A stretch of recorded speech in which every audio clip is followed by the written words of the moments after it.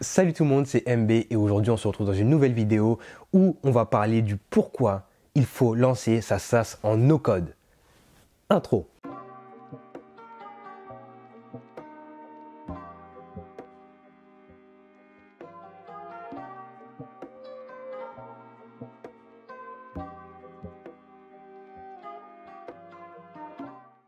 Donc voilà, pourquoi faire du no-code? Le no-code est de plus en plus utilisé au jour d'aujourd'hui.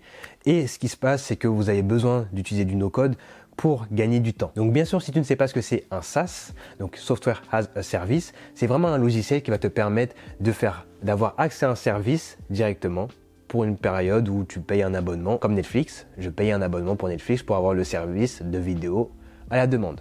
Donc ce qui va se passer, c'est que là, on va parler des avantages et des inconvénients. Alors, le premier avantage, c'est l'avantage du temps. Voilà, ça va vous prendre beaucoup moins de temps pour développer votre idée.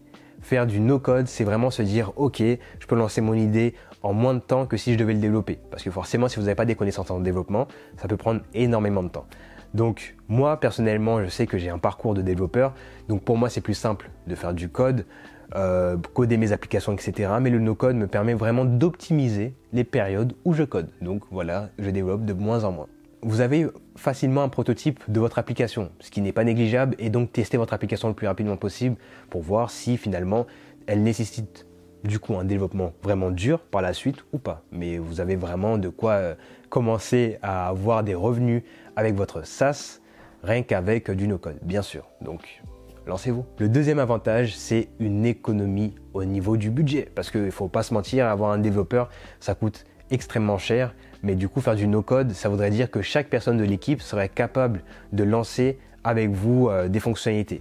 Parce que ça reste du no-code et ça reste de la logique. C'est-à-dire, voilà, je veux que dès que tu cliques sur ce bouton-là, ça fasse cette action-là. Et voilà, vous n'avez pas besoin d'un développeur pour faire ces actions-là. Je veux que voilà, dès que tu cliques ici, ça rajoute un champ dans la base de données, etc. Ça, c'est possible avec du no-code. Donc, ça permet à d'autres personnes de pouvoir avoir plus de visibilité et vraiment agir avec une équipe qui n'est pas forcément très tech. Bien sûr, lorsque vous lancez un projet comme un logiciel, c'est bien d'avoir une personne tech dans votre équipe parce que ça va vous aider vraiment à mieux comprendre énormément d'aspects du logiciel. Mais voilà, là, à ce moment-là, au niveau temps et argent, vous êtes en bénéfice. Et le troisième avantage que vous pouvez avoir, c'est au niveau de la flexibilité. C'est vrai, lorsque vous faites du no-code, finalement, vous pouvez aussi gérer le design. Et du coup, vous pouvez améliorer tout ce qui est design du site, de l'application, rapidement.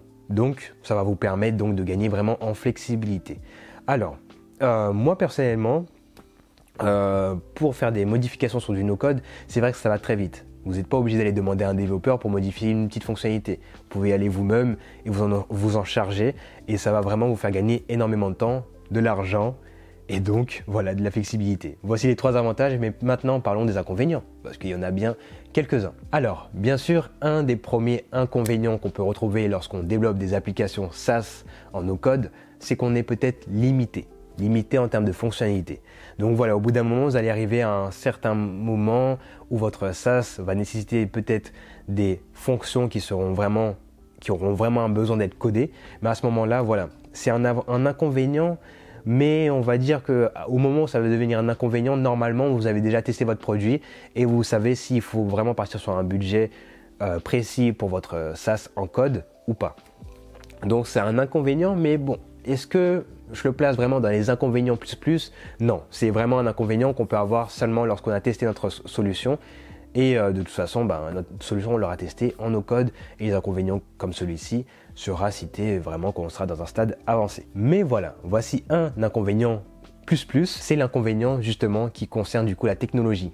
Si vous voyez que vous voulez faire une solution SaaS qui nécessite une technologie vraiment poussée, là, faire du no-code peut être compliqué pour vous. Mais à part cela, je pense que déjà, commencer votre produit directement avec du no-code, votre service directement avec du no-code, c'est la meilleure solution parce que ça va vous permettre d'y aller très rapidement. De plus, il ne faut pas oublier que lorsque vous faites du no-code, souvent, votre logiciel appartient donc à une société mère.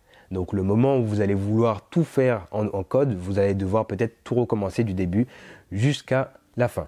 Donc c'est quelque chose qu'il ne faut pas négliger, mais ça reste quelque chose, encore une fois, des inconvénients qui seront là une fois que vous avez déjà commencé à faire des revenus et avoir des clients. Bon, On arrive à la fin de la vidéo. Merci d'avoir regardé la vidéo jusqu'au bout. N'hésite pas à liker, commenter, partager la vidéo.